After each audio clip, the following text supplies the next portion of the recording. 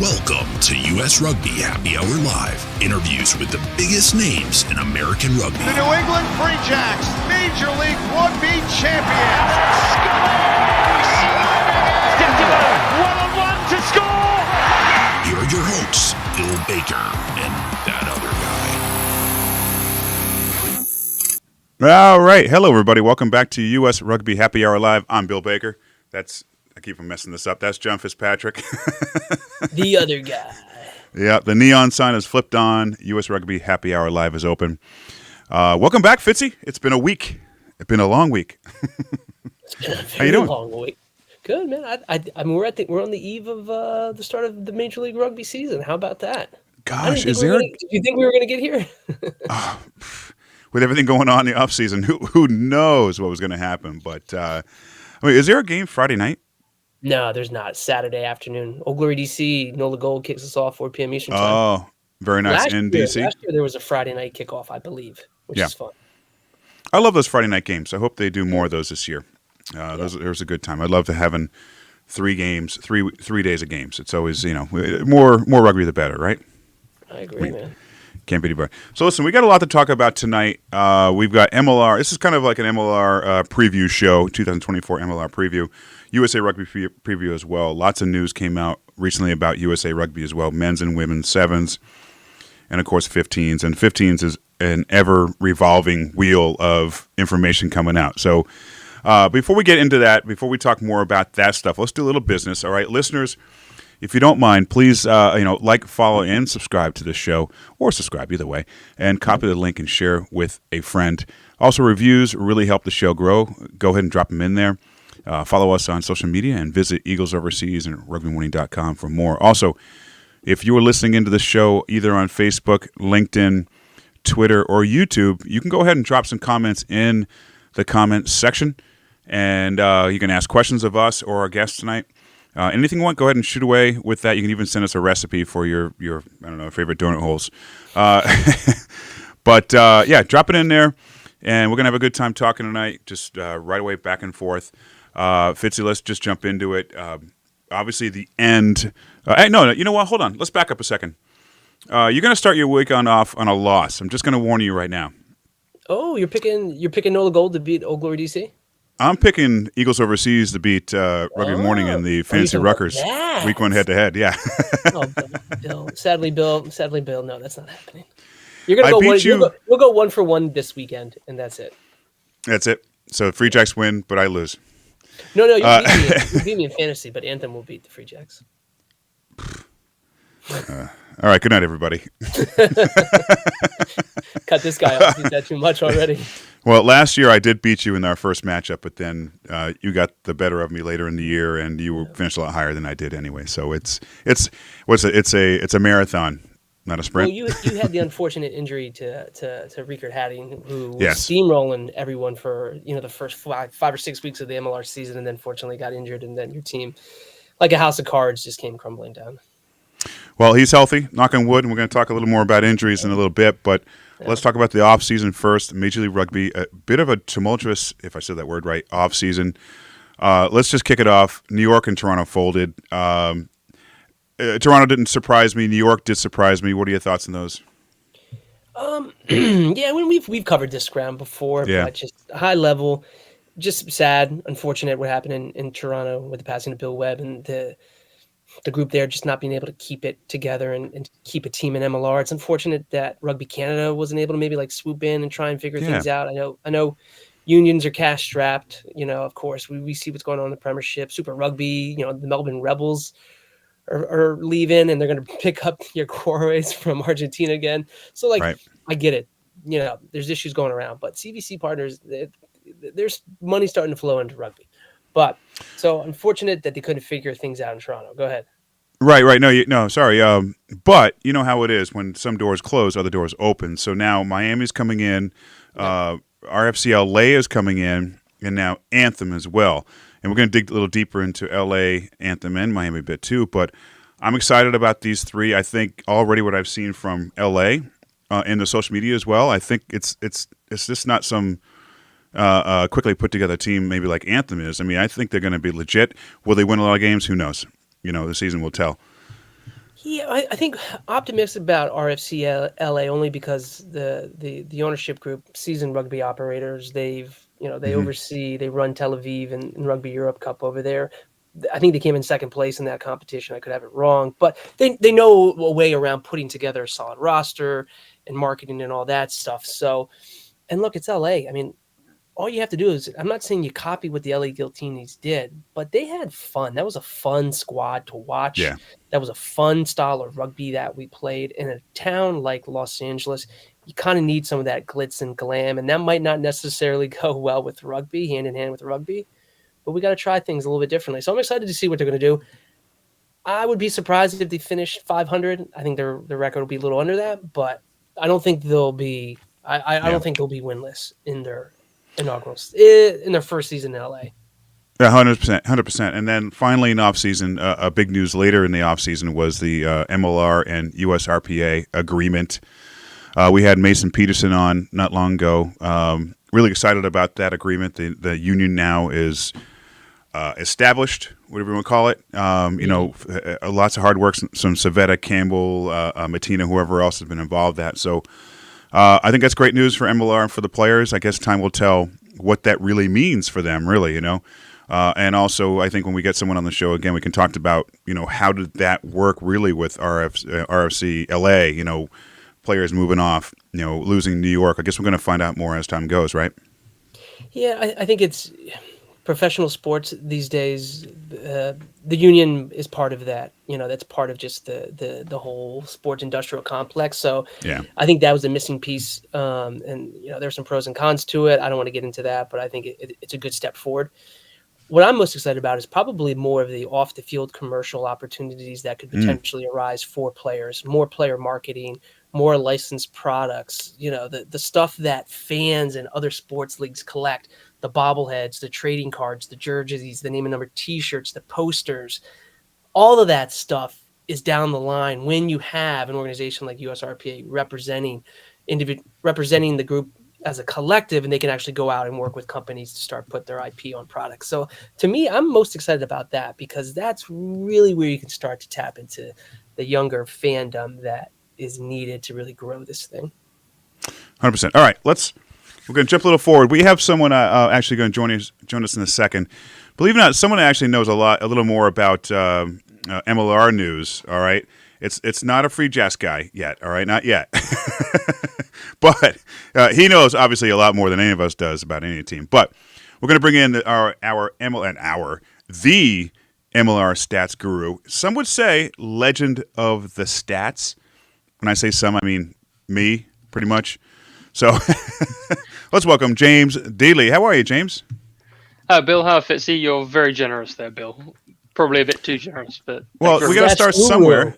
Yeah, we got to start Yeah. somewhere. We need T-shirts. We need someone's got to. You know what they say. It's like if someone's really good at something, it's if they keep on telling people that, it means they're really not that good at it. So the fact that you're not saying that all the time means you're pretty good at it. Well, I like to think I'm humble, but yeah, I found a little niche for my hobby here, so I'm just going to keep going with it. Nice. All right, James, let's jump into it. We're actually going to start at the end, all right, because news just came out recently about the 24 playoff structure has been confirmed. 8 teams, top 4 from each conference. What's your take on this playoff layout? Is this something that is good for fans, or actually more importantly, good for the league, good for the competition? So yeah, as you mentioned, it's an expansion. There's going to be 8 teams rather than the traditional 6 in the postseason. This was already announced as the plan kind of prior to the unfortunate folding of New York and Toronto. Yeah. So I think this was put in place with, I guess it would have been 13 teams in mind at that point before Anthem came in. So maybe it was going to be 14. We don't know. I still think Anthem was very kind of short time span. I don't think it was planned. Otherwise, I don't think MLR would have released a schedule in December. 100%, yeah. I think this is the playoff format they had in mind anyway. I think they decided to stick with it. Now, when you look at it initially, there's 12 teams in the league this year. 8 of them are making the postseason. That's 2/3 of the league. That's probably too many. But my guess is that this format is going to be in place for when the league expands to 14, 16 teams, and it's going to start to look a bit more Right. even. Yeah. The big change here is that we get 2 more playoff games. It's still going to be happening over 3 rounds, I'd say. It's not going to happen over 3 weeks. It is over 3 weeks, but there's a 2-week gap for the international window between the end of the regular which is good, season which and I'm the glad they conference did. It is good. It means that, we're not going to have playoff teams running out, backup players or depth players. They're going to have their best for the most important games of the season. We don't have to call it an eliminator anymore. It's just going to be a conference semi-final, and the top seeds in each conference no longer get a bye to the conference semi-final. Sorry, to the conference final. So it's going to require 3 playoff victories to win the Shield, which is, I think, a first. Right, and I do. Sorry, James. I do like the fact that there are 4 conference semifinals. I do like the fact that these teams, the home teams, have a chance to make more money, bring in more ticket sales and concessions, and no buys. I do like this. I mean, it is a building league. I think money needs to be coming into these stadiums, into the teams. Yeah, no, I agree. And like we already mentioned, there's a 2-week gap between the regular season and these anyway. So I guess they kind of, unless the players are playing in the international window, they kind of get a bye or 2 weeks bye. So everyone should be fully rested, unless you're except for those playing players. and form of rugby there is really. So But all right, so, go ahead, Fitzy. Oh no, I think James was about to go again. Sorry. Oh, yeah. I think generally it is a good thing, but I think it looks a bit lopsided for this year, but I think they put it in place with future growth in mind. Is the conclusion I've come to. So let's jump forward here to the preseason, MLR preseason, and Fitzy, I'm going to ask you first. Injuries. Obviously, injuries are a deal when it comes, especially with the trainings, off-season stuff. Mike Free Jacks had a couple guys hurt. They're coming back. They didn't get hurt in the preseason game, luckily. But Utah Warriors, Joe Mano is. So Fitzy, other guys other than Mano, or you can talk about Mano also, that you've heard that really are going to be a big hit against these teams already. Well, I'll quasi answer the question and say, and I think this is stuff that we've talked about in the past before, but to more legitimize the league, I do think, because it's been so difficult sometimes to find out the injury status of players, right? Like you almost have to do a lot of internet sleuthing, and it's so funny because James was in the Fantasy Ruckers League last year, and a lot of our players, the owners and the members of the fantasy league, would tweet at or direct message players and ask them, "Hey, are you playing this weekend?" And they would get answers back. How funny is that? That's only an MLR. Like, can you imagine in the NFL if you tweeted like Patrick Mahomes, like, "Hey, Pat, are you playing on Sunday?" Never would happen. So, and that's because in the NFL and other leagues, there's an official injury report that comes out like ahead of the weekend's games. I would love for MLR to get to a point where, I guess we can start on, at least 48 hours before the game, making sure that all of the match day rosters are out. That'd be fantastic. But maybe even before that, if we could get an injury status or report, does a couple of things. It legitimizes things a little bit on the broadcast side. Also, on a very potentially lucrative, gaming, gambling side, that is very important. You can't set lines for games if you don't know who's actually going to play. Odds makers in Vegas are going to be like, I'm staying away from this because I don't know if Mano right now is going to play in week 1. We have no idea. So, and again, we're just speculating right now, but it didn't look good in that Utah Warriors preseason game. Mano came off at the first half. Reports, sources on Reddit, like we all read the thread there. Someone was watching the game or was there, said his leg was wrapped. They took him off on a stretcher. That could be a knee. We don't know. How long is he out for? We don't know. It could just be a sprain. And that's the thing. I wish we had more news about it, so there's not just wild, rampant, mindless speculation like on a show like this. And James, anything you've heard as far as injuries that may have happened over the past week, or players we could be losing out in the first week or two for the season? Nothing. I think Joe Mano is the one that sticks out. Yeah. I mean, he scored 14 tries in 14 games last season. That is a big name that Utah will have some concern about. Just on what Fitzy said about he wishes that the teams would release more regular IRs, like injury reports. Some teams are doing it. Some teams are getting better at it. Unfortunately, Toronto was one of the ones that were doing it week by week, but that might be because they had a dozen injuries every. They had so week. many, yeah. I know the Free Jacks did it. I know some other teams have kind of played around with it. It's a bit of a weird one because like you don't want to divulge to the opposition, obviously. Hey, these guys are going to be injured for a long, long time. You don't want to divulge necessarily what exactly is wrong with them. You know, these guys, although they are professionals, they don't make superstar money. It's can be quite personal if they're injured for, let's say, 6 weeks. So I don't know whether you want to resort to just, upper body, lower body, whatever. But there's probably some kind of sensitivities around that these guys don't make millions and millions yet. But at the same time, it's more about informing your fans. Like if people have favorite players and they're not going to play, it's probably better to they know in advance rather than turn up on match day and not see their favorite guy. I don't know. It's a hard one, I think. Well, let's you think of with injuries, like NFL does for certain reasons, NHL does for certain reasons. One thing I want the league to have a certain time of week, say Friday at noon or Saturday or Friday at noon, to announce their rosters for the whole weekend. I know it's difficult times, but other leagues do it. And for people like myself that looks for this all the time, it's great to know at 7 a.m. all the Premiership teams, Alliance Club teams are posting their rosters at noon their time. So it's nice to know. I'd love to see MLR do that. We do have one question from one of our listeners, and then I want to get into the current season. This is actually a good question. I mean, it makes you wonder also, do they think it makes the league look bad and therefore don't report? I don't think that's the case at all, Abel. I just think there's no normality to it right now. I think it's just, I don't think teams are out there hiding the fact that Riekert might be hurt or whatever else. I just don't think there's, I don't know, a plan for it, right? Or maybe they are, Fitzy. I mean, it's a good question. I don't think the injuries make the league look bad. Injuries, right? From everyone who's ever played any sport, injuries are part of the game. Unfortunately, it's just something you have to deal with. But I just do think there needs to be some type of standard from the league around some type of injury reporting. And to James' point, it doesn't necessarily need to be specific. Oh, a third-degree ankle sprain, a lower body injury. They do that all the time, right? Mm-hmm. Like where you have the sideline reporter say, return questionable lower body injury. Yeah, well, we all saw it was a lower body injury. Thank you for that report.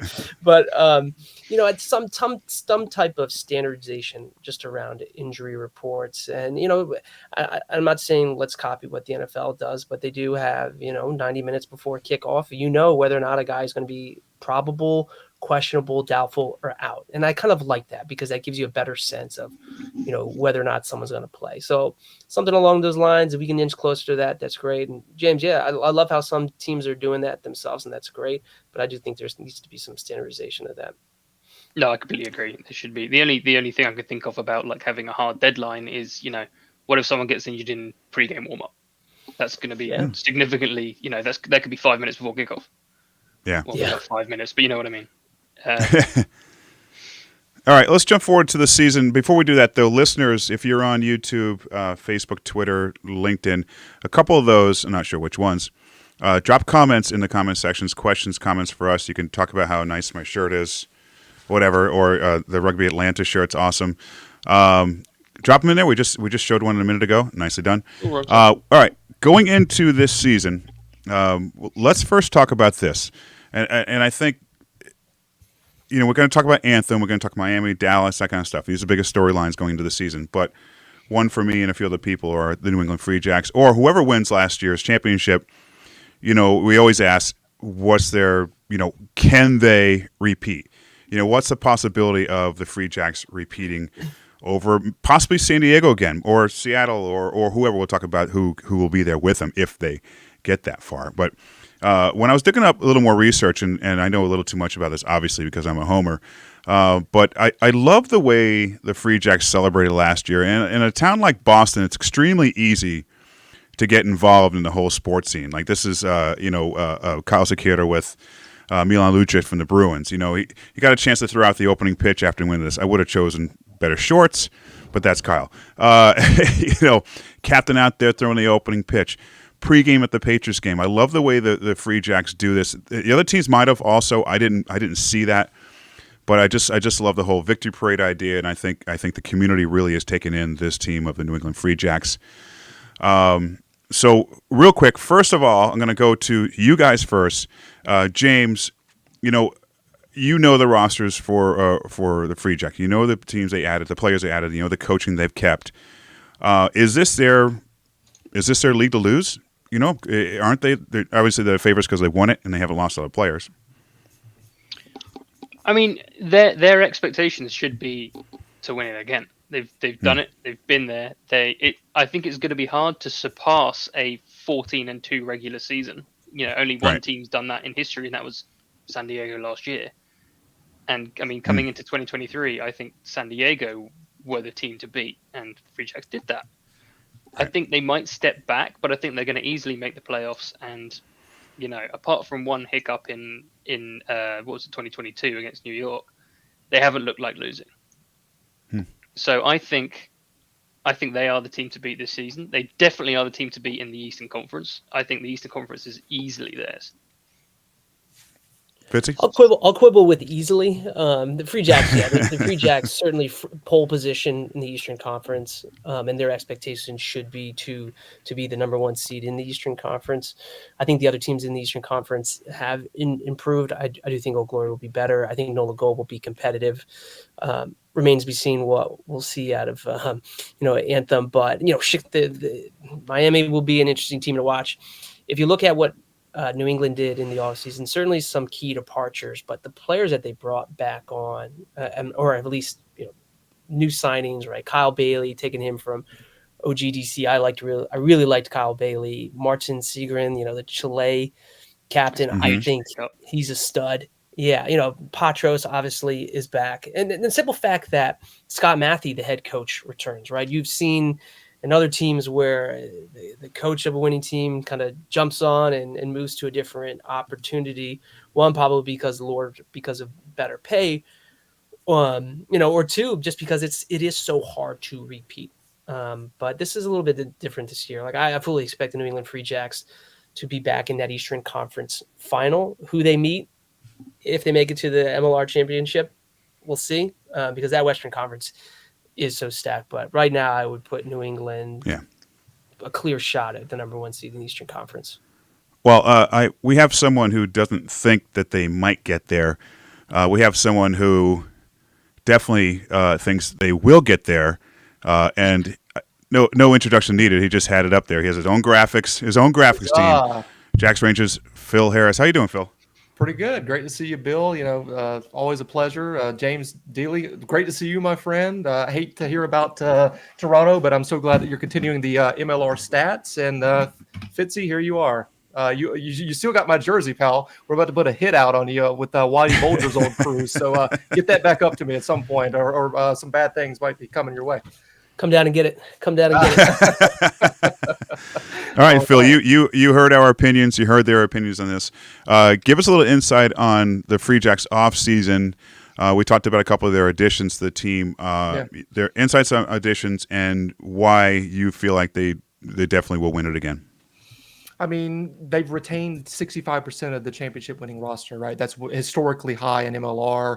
They've retained 11 out of 12 backroom staff, including the head coach and one of the assistant head coaches. They bring in a guy who is the director of the pathway within the Melbourne Rebels as the other assistant head coach.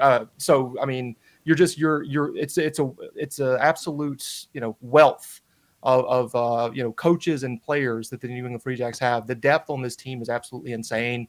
The guys that they brought in, a World Cup captain and Martin Segrin from Chile, Seta Baker, who's going to do great things in the loose forward area. The loose forwards of the Free Jacks are the best in the league, and they have been for quite a while. So it's insane when you think about all the guys that have to compete day in and day out to get a starting job in that area. Jason Patros returns, league MVP.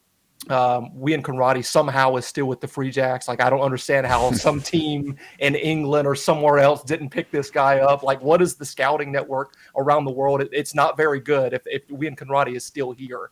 The best 8-man in the league as well, and he proved that last year with being the forward of the year. So there's a lot to be excited about with the New England Free Jacks for sure. Anyone rebuttal what he says or say no, that's wrong, Fitzy? Well, one, I think the way their season begins and ends, you couldn't ask. And actually, I have a bone of contention with Major League Rugby. Simple fact that they allowed the MLR defending champions to open up against Anthem and close against Anthem. I think that's outrageous. That's interesting. And it's funny because the Jacks Rangers have been very vocal in going after the San Diego Legion for giving them grief for not playing New England at home, knowing full well that the San Diego Legion do not control the schedule. So I think that's a little bogus. I feel like we've gone after the league. Why would we go after San Diego specifically about that? I will pull up tweets. I'll pull up receipts of you guys going after the San Diego Legion, giving them grief for being cowards for not scheduling a match against. Oh yeah. I Jacks at home, knowing full well at home. Shit that I kind of forget what happens. Yeah. Knowing that you open and close your season against the Anthem, which is a little ridiculous, quite honestly. We can only play who's put in front of us, right? Like I can't control that. That New England Free Jacks can't control that. It is what it is, and ultimately, I really enjoyed what James said earlier. The Eastern Conference is a bit weak. It's a bit of a tomato can conference. I don't think James said weak. James didn't say weak. He never easily have it, but like he never used that it's difficult to gauge. The Eastern Conference has 2 new teams in it. It's difficult to gauge how they're going to perform, especially with one of them is essentially focused on up and comers, who you've said that they get a baptism by fire playing the reigning champs in week 1. That is not particularly fair to them, and especially if it's an MLR funded project. Partly MLR funded project. That's an interesting way to go about things, but. Like Phil said, you can only play who's in front of you. That's right. And speaking of who's in front of them, we did have Tamara Shepard on our show a number of weeks ago, and we did ask her about that. We said, did you want to have the champs up front to get that out of the way, both feet in the fire kind of deal? And her take was, no, we had nothing to do. It's all luck of the draw, which is, I believe her, but it's just odd how it's bookended for the Free Jacks. 2 easy wins it should be. For that reason. But, Phil, let's talk about a couple of players. You and I both saw in person Leroux Milan jogging at practice one day. Yep. What's your information on Leroux? How's he doing?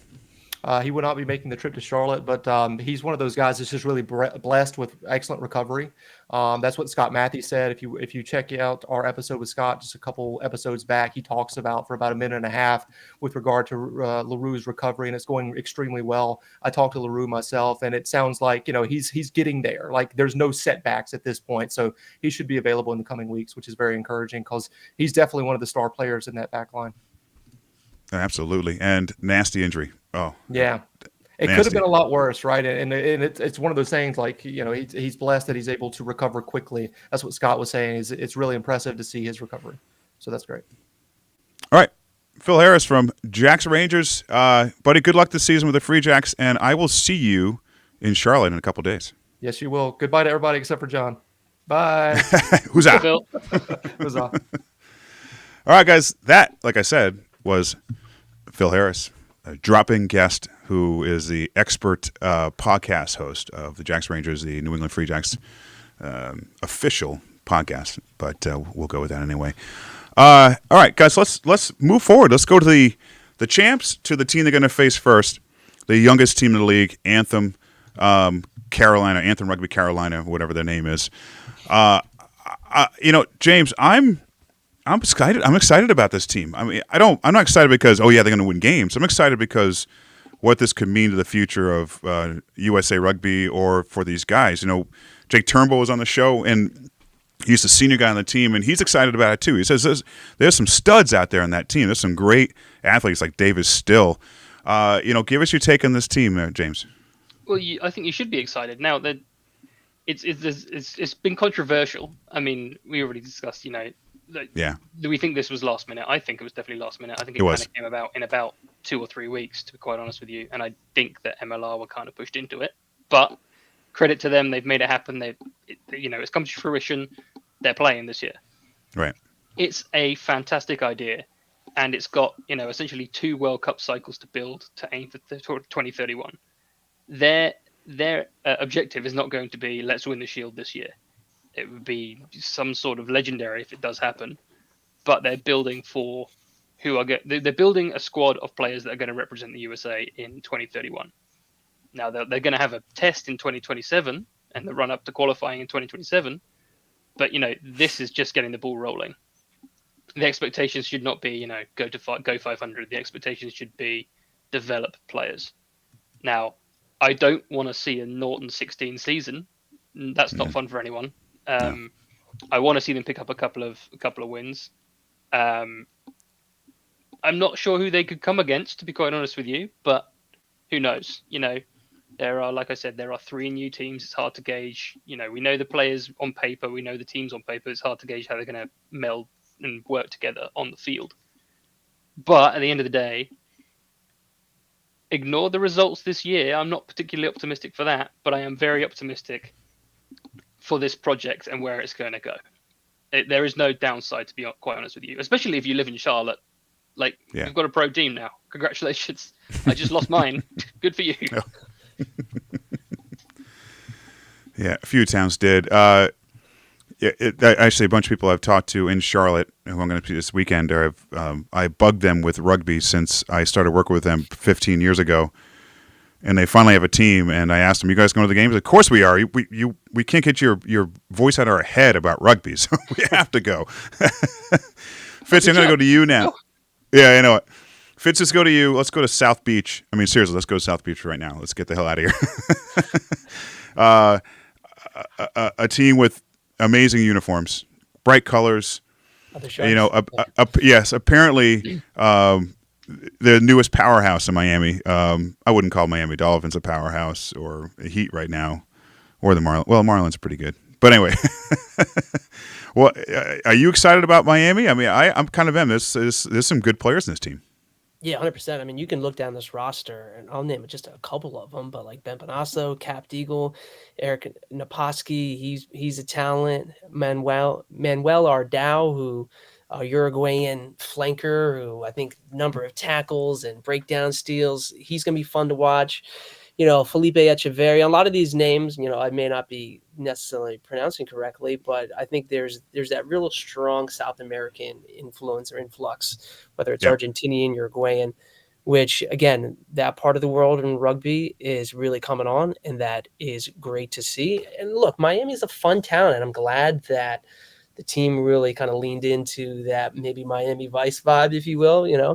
I think Miami will be a fun team to watch. They do also have some young American talent on that squad that will get an opportunity to play. So I'm excited to see what Miami is going to do. Marcus Young, another guy that actually I'm kind of a little disappointed that he left Old Glory DC. He's going to be a fun one to watch. And of course, look, will Miami be competitive? I think they will be. I don't think they're going to be like a 3-win team in 2024. I think they could potentially challenge for 500, which is great. And what I'll be most interested to see is what the crowd turnout will be down there in Miami.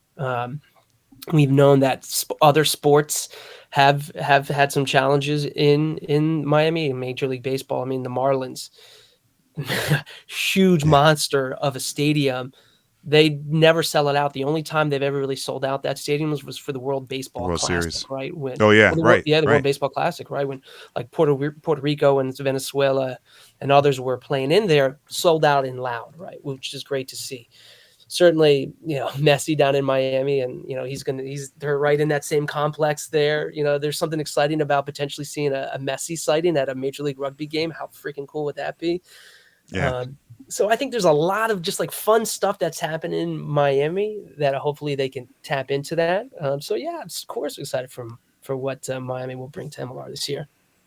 James, you've been putting together these amazing graphics for the Eastern Conference, and for those listening in now, tomorrow he releases the Western Conference graphics. But looking at your Miami sheet here, which names? Pick out a couple names that you're looking forward to watching. I mean, for me, looking at Ben Bonasso going over to Miami, I've always liked Sean McNulty in the past, and Cabelli, of course. But how about yourself? Well, I could speak. Well, Dan Pryor's in there. He was a big part of the San Diego run last year, and he's been there. He was with San Diego for a couple of years, but he's gonna, give some experience. He's a fantastic option at back row. They've got a couple of Welshmen in there, Kirby Myhill and Rob Evans. They've got Premiership or URC experience, as well as a couple of caps for Wales each.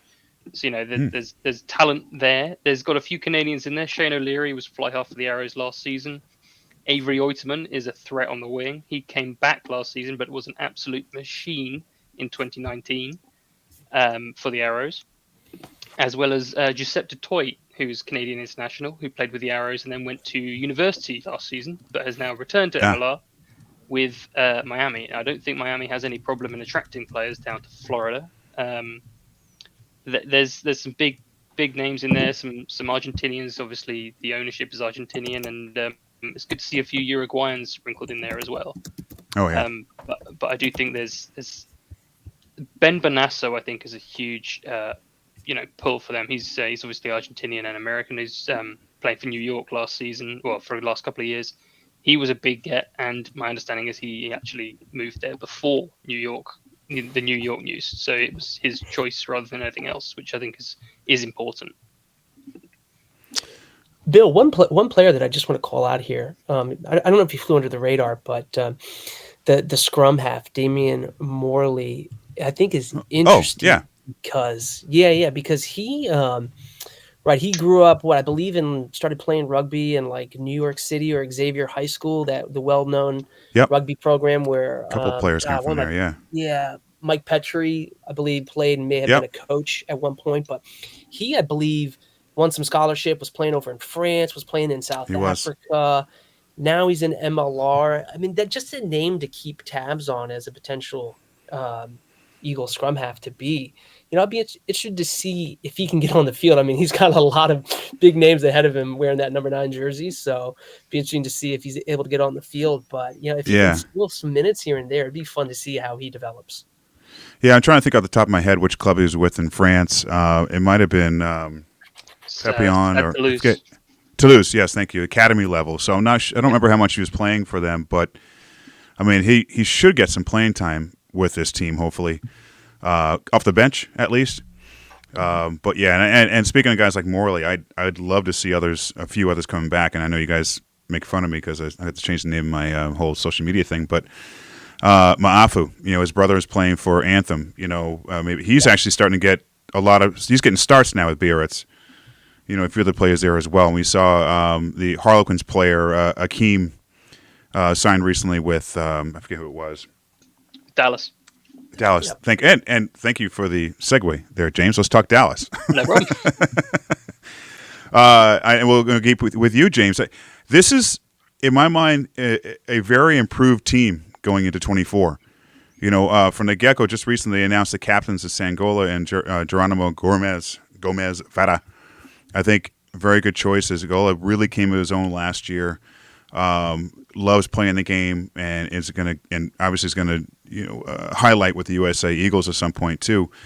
Let's talk about them. Let's talk about the strengths. What did they add? What makes them a stronger team this year?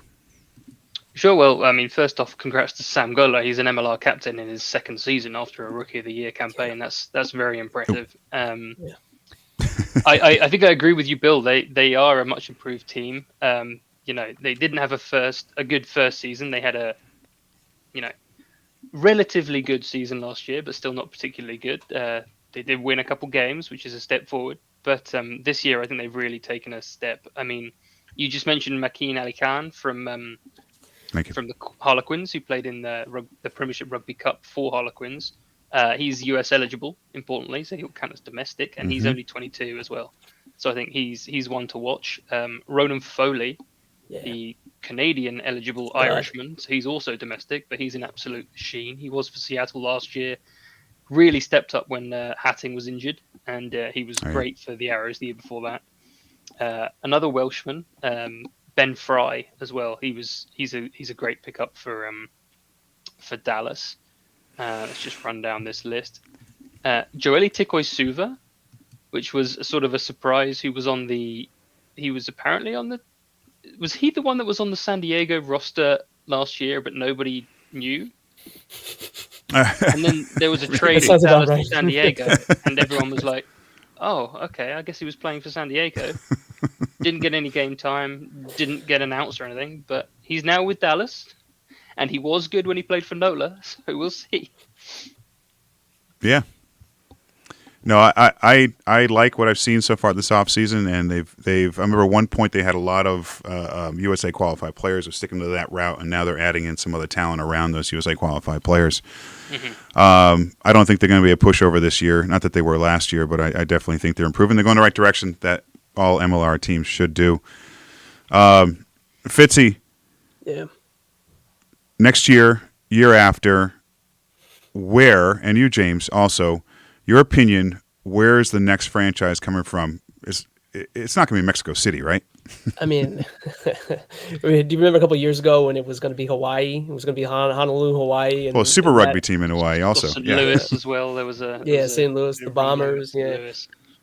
Mexico City was the latest one, right? In the link that got shared around. Yeah. And if that were to happen, fantastic, awesome. That'd be cool.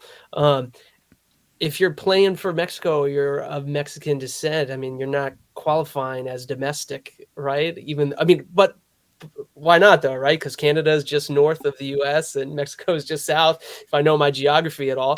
So should that happen? Let me get a map. Hold on. I'm sure there's a border joke in there, but I'm going to stay away from it right now. But No politics. Yeah. If I had to put odds on Mexico City having an MLR team in 2025, I'd put it at less than 30% because we haven't seen anything else since then. That number might even be way too high, right?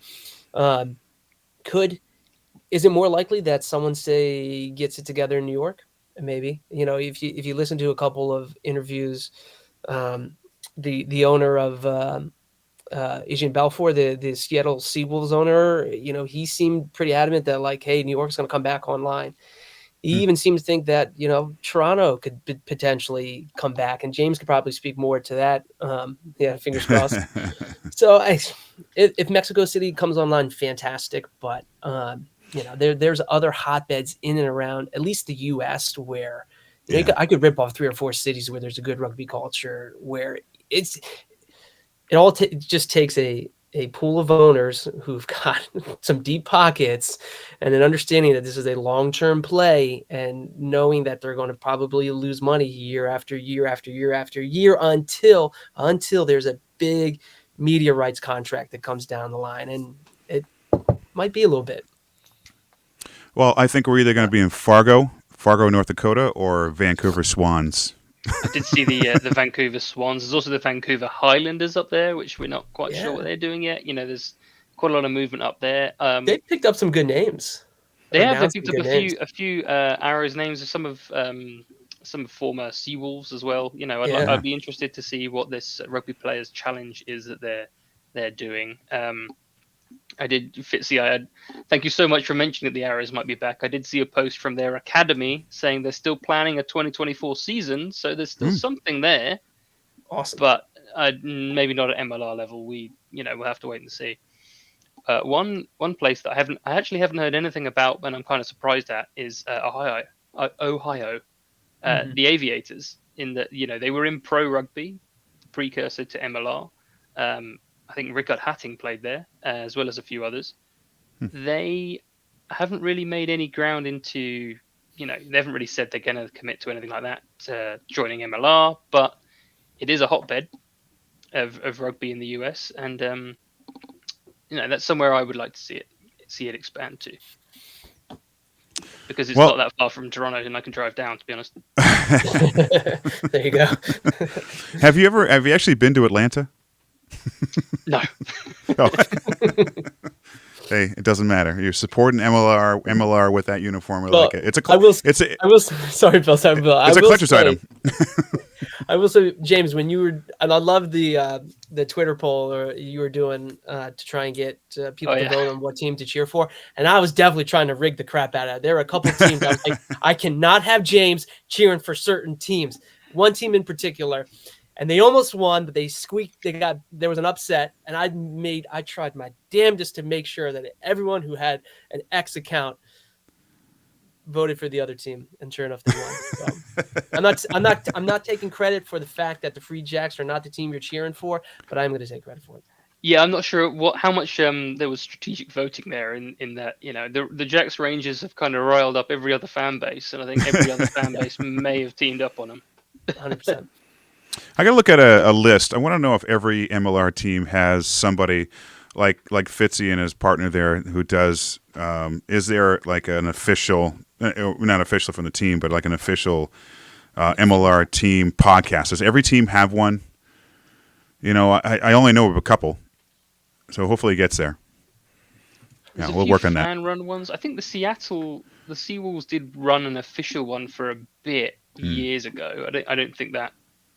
Well, not even official team run, but like one that's come out on top. Like Jacks Rangers obviously is a big one for the Free Jacks, or the only one I know of. Yeah, it's good. I mean, I think it's a good. I think we're in a good place, guys. I like the future of this league. You know, I like that we're able to do this and be angry about things. You know what I mean? And be happy about things. Because if we didn't have a league, we'd be sitting around going, okay, when's USA play next? Passion. That's it. Passion.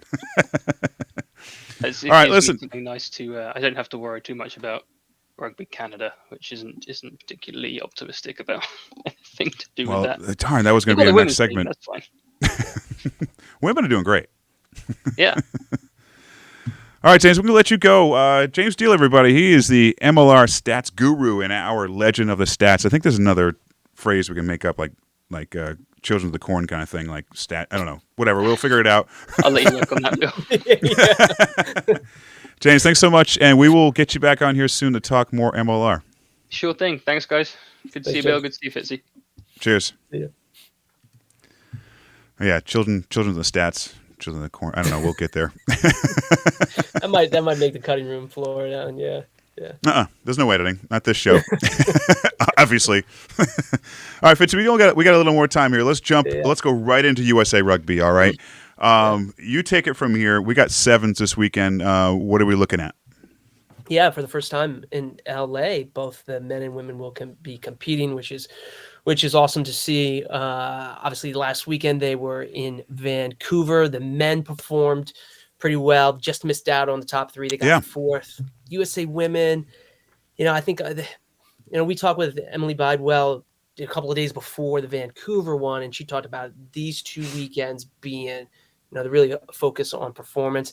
I would say they probably were disappointed with how they played in Vancouver. I mean, they're always competitive, but it was that last 30 seconds of the God, what am I blanking on the match where there was the yellow Australia? card. Yeah, it was 0-0 and then the yellow card and then they scored, and it was just madness. And it's in a game like sevens how it can just be thrown apart. I think they're going to hit the podium for sure. The women in LA. I got to think the men have a shot too. But if you look at that pool, let's look at the pool for the women. Canada, Spain, Great Britain. And Canada, they got third in Vancouver. Good for them. But USA should not have any issue getting out of Pool C. Right. And then advancing through the quarterfinals. They're always going to be a threat to make the podium. If you look at the men's side, Pool B, New Zealand, USA, Samoa, and Australia. That's a tough one. I mean, that is a tough one. The crowds will be good for it. There'll always be a good crowd for that. But you couldn't have asked outside of. I mean, so they're not. They're not in the Aren't pool they supposed to get like an easy pool? Isn't the home team supposed to get an easy pool? Yes, they are. They avoided Argentina. Argentina's been on fire the last 4 weekends, but Ireland's they have an easy one. Yeah, it's going to be. They have to beat Samoa, and then they got to steal one from New Zealand or Australia or figure out point differential. But they have a tall task in front of them. But at the same time, talk to Mike Friday and others. They're playing better. They're starting to come on. Perry Baker's back. Kayvon Williams back. Joe Schroeder's back. Madison Hughes is back. Right. So they're all like, Maka Unefe. He's like, I butchered his name. I apologize. But all these playmakers are back. Right. And you can see how they are playing better and better each match. And look, they've got eyes in Paris there trying to get a medal.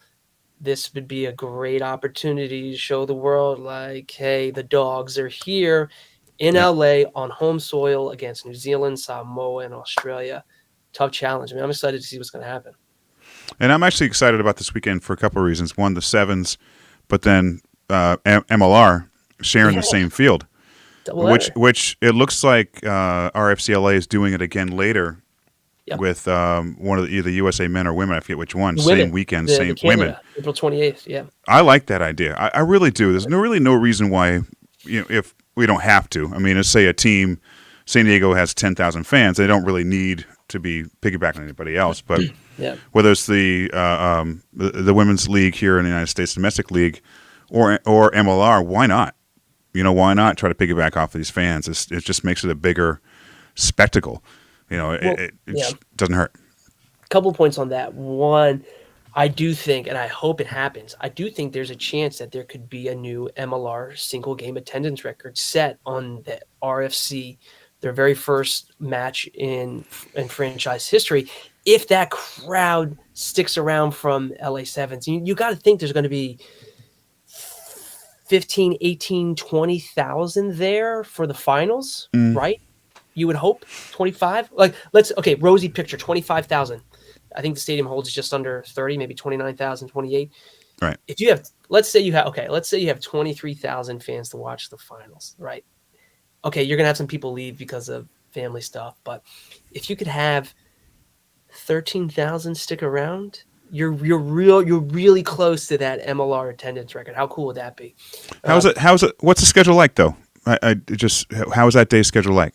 The timing's going to be tight. So the fortunate, right? The complex there, and RFC LA will not be playing all of their home games at the main stadium at Dignity Health Sports Park. There's like a track oval where some other games will be happening. So if you go on their website, you can see that. So that's probably where the teams will warm up, getting ready, and then a short brisk walk over into the stadium for maybe 10 to 15 minutes of tune up as they're breaking down and finalizing and getting confetti and things like that off the field or whatever, and going through the medal ceremony.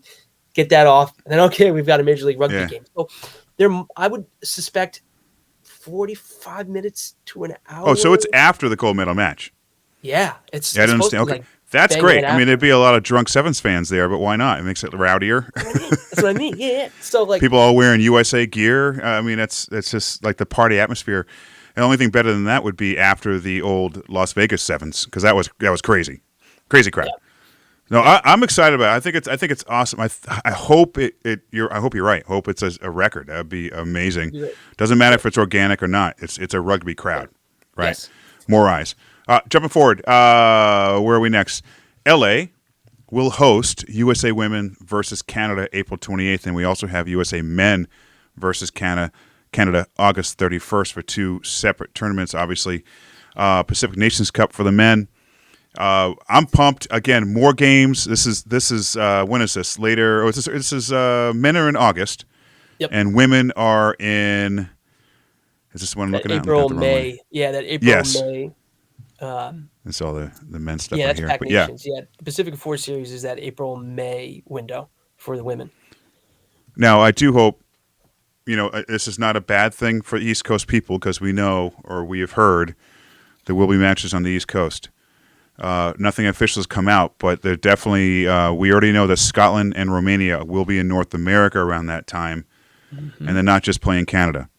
So, I don't think when I know that is, and I'm not allowed to say it. No, I know. When that is, we don't know. I mean, it's they're here in North America. Obviously, Canada's playing both. They've already announced when they're playing them. So if you know those dates, they'll be the opposite weeks for USA and where. And I'm very excited about where also, and I kind of got hints of that as well. So I'm looking forward to clearing my schedule for those matches. But it's good. It's really good to see. What's that? Maybe I'll see you. I don't know.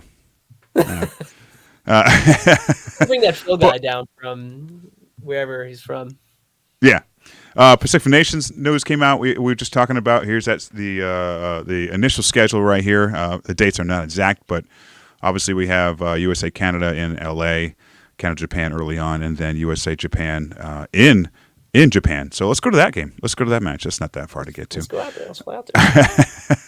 And then also announced just recently is the WXV play-in. That the whole Pathways project. So if USA finishes in the top 3 in their Pac 4, okay, I'm getting backwards here. Then they will compete. The Eagles will compete in the WXV Tier 1. They have a good shot at that. They do. They really do. Australia. Yeah, I mean, it's the top three. If they don't finish last, they're in, right? Yeah, because New Zealand, right? New Zealand, Canada, Australia, USA. Canada and New Zealand have already qualified for the Rugby World Cup. So if I have this right, so then the next two would be Australia, USA, Australia. There's a good history back and forth between them, right? We stole their coach, right? Yeah. Now our head coach. They're a couple of points, a couple of placements separated in the top 10. Both are going to be gunning to want to get into the WXV1. I got to think the USA Women's Eagle have a really good shot there. Yeah, I'm a little worried how they'll do at the 1 level after what they did at the number 2 level last year. I mean, we're only going up from here. I think USA will get back there. I do like the mindset that Fukufuka has, like Scott Lawrence has for the men. It's more of a mindset, and getting back to the days of glory for USA Rugby. What were you gonna say? I would say one. I think the interesting thing about the Pac 4 series is the timing with the Premiership Women's Rugby and whether or not we'll have players released. Because that will be. I don't think that's a problem. I think the teams need to release them, or is that not a typical international window? Well, let's look that up. We know some leagues do not like releasing USA internationals, well, especially in France.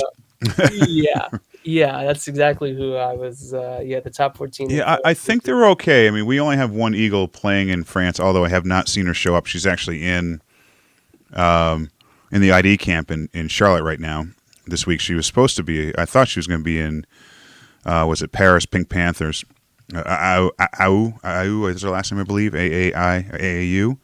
Mm-hmm. She's with the ID assessment camp in Charlotte right now. I thought she was going to make her appearance with Paris, but she's not there yet. So she's the only one outside of Alliance, other than Charlie Jacoby down in Southern Hemisphere playing for Queensland Reds. So as far as I know, those are the only two that have a different schedule going on right now. I guess we'll see. I guess time will tell. But yeah, that'll be interesting if we don't have Kate Zachary and a few others, Carly and whoever else in that roster for the women.